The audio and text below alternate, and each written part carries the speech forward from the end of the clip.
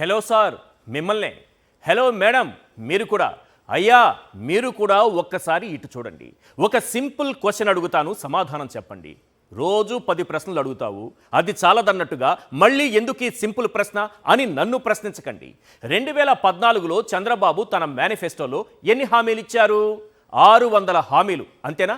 అందులో ఎన్ని నెరవేర్చారు? ఒక్కటంటే ఒక్కటి సంపూర్ణంగా నెరవేర్చలేదు. మరి 2024లో ప్రధాన హామీలు ఎన్నిచ్చారు? సూపర్ 6 అంటూ 6 హామీలు ఇచ్చారు. నెరవేర్చని 600 హామీల్లో ఈ 6 హామీలు కలిపేస్తే మొత్తం మోసం చేసిన హామీలు ఎన్నవుతాయి? 606. చూసారా? క్వశ్చన్ సింపుల్గా ఉంది, లెక్క కూడా సింపుల్గా తేలిపోయింది. సూపర్ 6 కాదది, నమ్మి ఓట్లేసిన వారికి సూపర్ షాక్ అని తేల్చేశారు. మరి ఇంత పచ్చిగా మోసం చేసిన చంద్రబాబును ప్రజలు నిలదీయరా? టీడీపీ నాయకుల్ని తరిమి కొట్టరా అని మీరు అడగచ్చు. దానికి చంద్రబాబు దగ్గర ఒక సొల్యూషన్ ఉంది. ప్రజల్ని వంచడానికి ఆయన వేసిన ఎత్తుగడ పేరే శ్వేతపత్రం.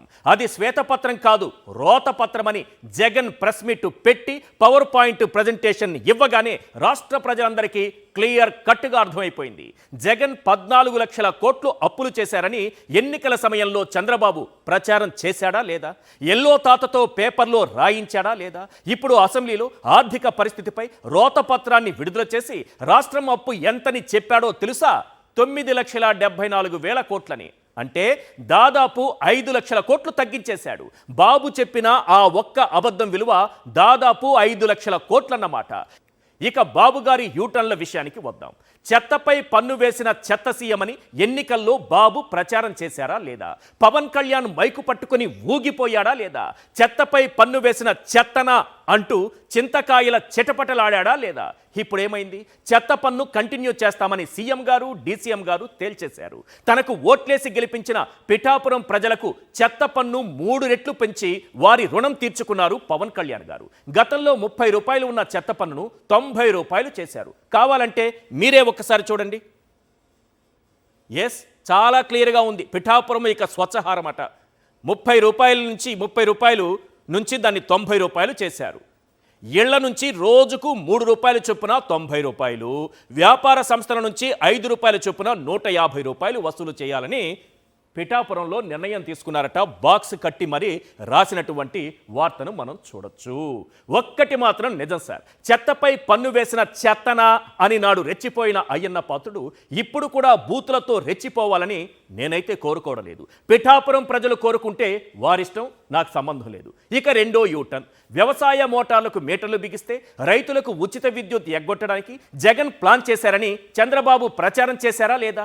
ఎల్లో తాతతో పేపర్లో రాయించాడా లేదా? ఇప్పుడు ఏమైంది? వ్యవసాయ మోటార్లకు మీటర్లు బిగించే పనిలో బాబు బిజీగా ఉన్నారు.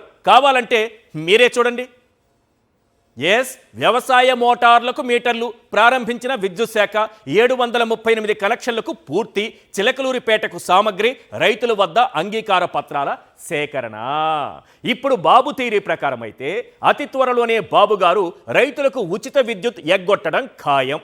ఇక లాస్ట్ బట్ నాట్ లీస్ట్, భూముల రీసర్వేపై, ల్యాండ్ టైటిలింగ్ యాక్ట్పై ప్రజలను భయభ్రాంతులకు గురిచేసి అక్రమంగా ఓట్లు దండుకున్న చంద్రబాబు దానిపై యూటర్న్ తీసుకున్నారు. భూముల రీసర్వే వంటి సంస్కరణలు అమలు చేసే రాష్ట్రాలకు ఇన్సెంటివ్స్ ఇస్తామని ఆర్థిక మంత్రి నిర్మలా సీతారామన్ ప్రకటించారు.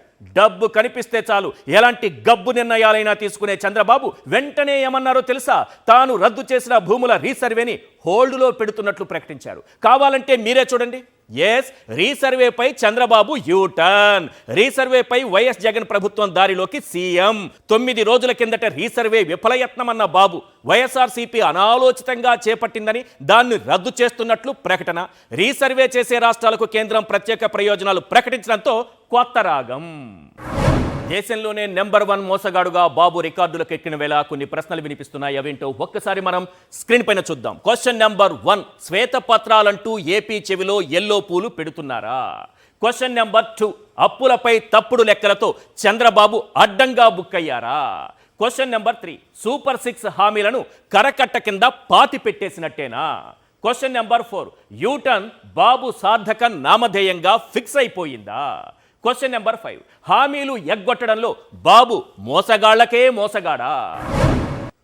3 యూటర్న్లు 6 మోసాలతో బాబు పాలన వర్ధిల్లుతున్న వేళ వినిపిస్తున్నటువంటి ప్రశ్నలివే.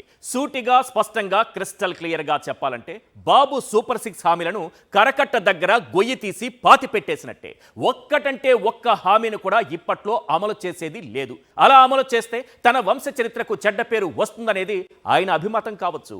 ఇచ్చిన హామీలు ఎగ్గొట్టాలంటే ప్రజలకు కారణాలు చెప్పాలిగా. అందుకు ఆయన ఎంచుకున్న మార్గం రోత పత్రాల విడుదల. 14 లక్షల కోట్లు జగన్ అప్పులు చేశారని అబద్ధాలు చెప్పింది ఆయనే.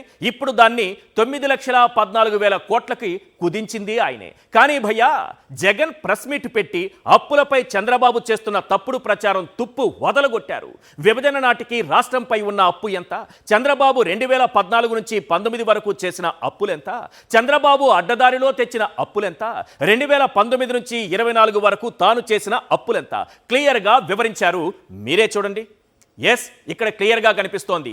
As on the date of state bifurcation, as of May 2019, end of TDP regime, as of June 2024 రాష్ట్ర ప్రభుత్వానికి సంబంధించినటువంటి అప్పులు, డైరెక్ట్గా చేసిన అప్పులు, కార్పొరేషన్ల ద్వారా తీసుకొచ్చిన అప్పులు, అలాగే వివిధ సంస్థలు, పవర్ సెక్టార్ లాంటి సంస్థలు చేసినటువంటి అప్పులు విభజన సమయానికి 1,53,347 కోట్లుంది. అలాగే చంద్రబాబు అధికారం నుంచి దిగిపోయే నాటికి ఆయన తీసుకొచ్చినటువంటి అప్పులు మొత్తం కూడా అడ్డదారిలో చేసినటువంటి అప్పులన్నీ కలిపితే 4,08,170 కోట్లు.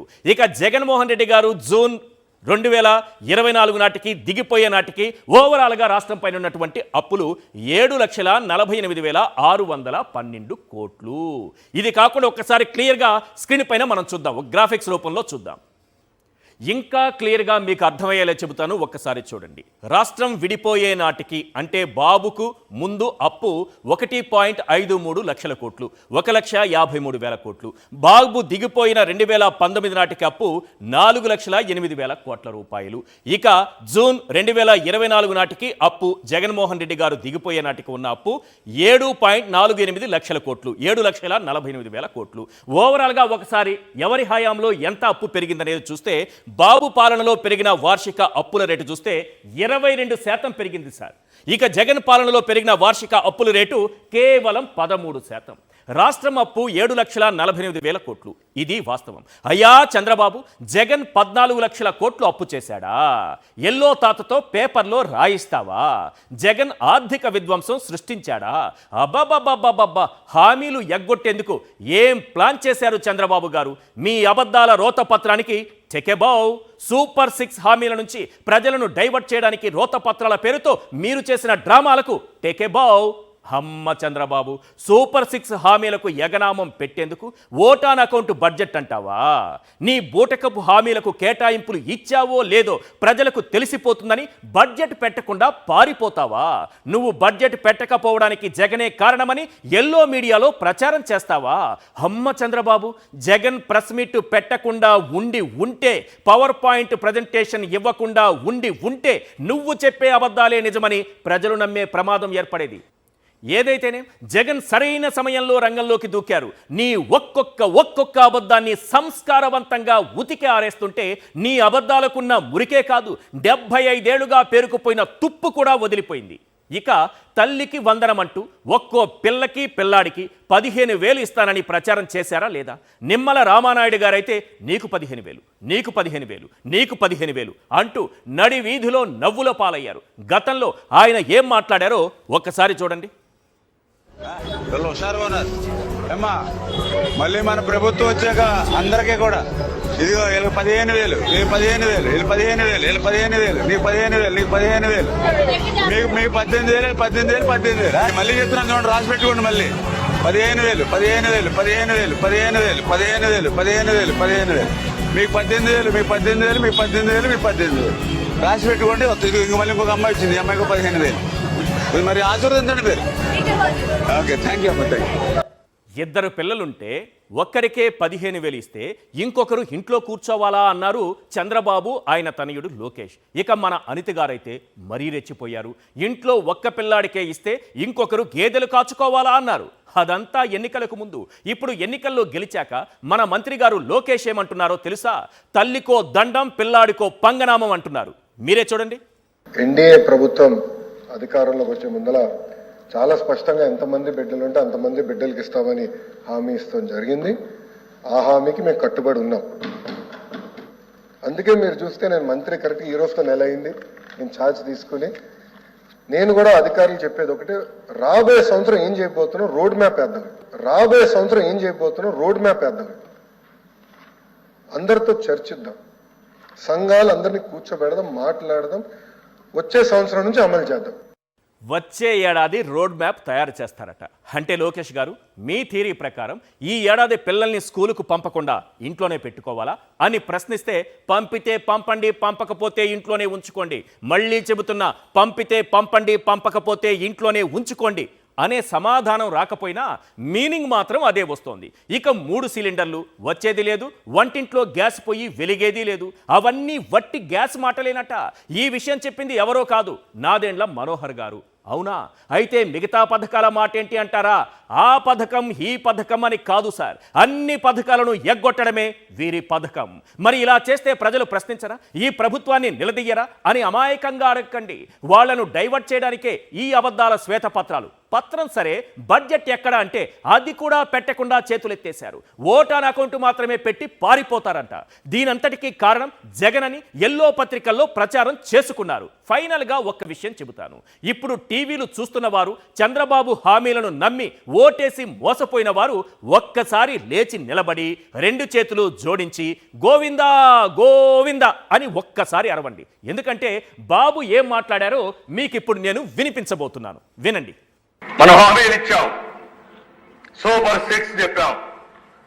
చూస్తే భయం వేస్తా ఉంది, చూస్తే భయం వేస్తా ఉంది, చూస్తే భయం వేస్తా ఉంది. ముందు కదలలేకపోతున్నాం.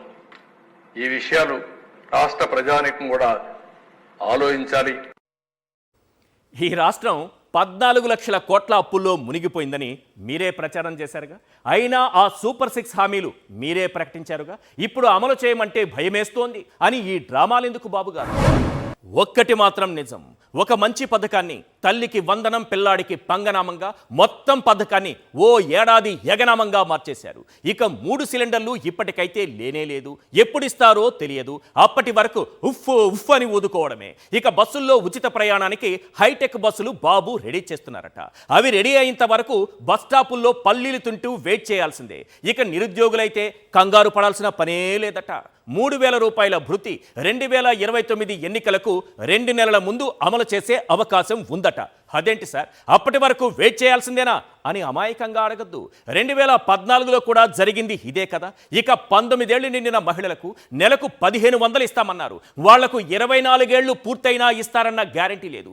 ఈ హామీలన్నింటి నుంచి తప్పించుకునేందుకే ఈ రోత పత్రాల డ్రామా. ఫైనల్గా ఒక్క విషయం, మోసం చేసే మనుషుల కన్నా చంపి మాంసం తినే మృగమే మిన్న. మృగం ఒక్కసారే చంపుతుంది, మోసం చేసేవారు తమకు అవసరమైనప్పుడల్లా చంపుతూనే ఉంటారు. లాస్ట్ బట్ నాట్ లీస్ట్, 100 తప్పులు చేసేవాడినైనా మన్నించు, కానీ మోసం చేసిన వాడిని మాత్రం క్షమించకు. తప్పులు చేసేవాడైనా మారుతాడేమో కానీ మోసగాడు ఎప్పటికీ మారడు. ఇది మాత్రం గన్ షాట్.